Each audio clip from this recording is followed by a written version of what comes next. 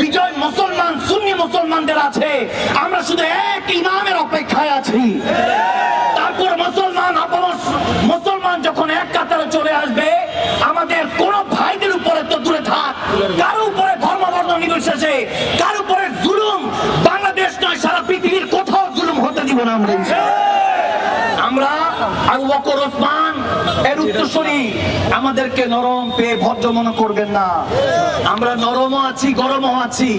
আপনি যদি আবু বকর ওসমানের মতো হন, আপনাকে আমি ভালোবেসে উদাত্ত আহ্বান জানাবো, আপনার জন্য জান দিতে রাজি আছি।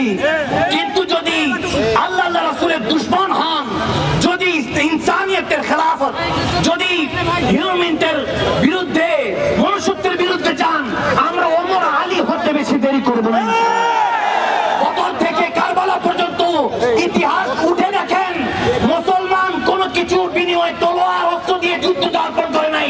মুসলমান হাত দিয়ে সমস্ত যুদ্ধগুলি অংশগ্রহণ করেছে, হাত দিয়ে আমরা বিজয় দাপন করেছি।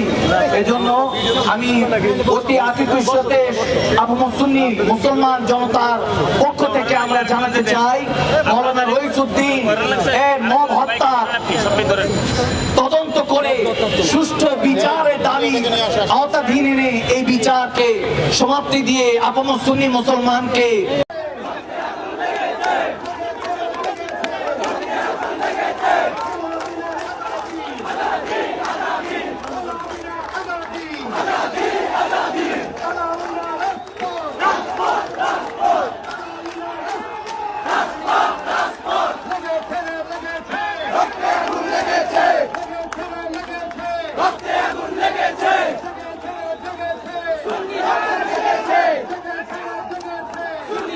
জেগেছে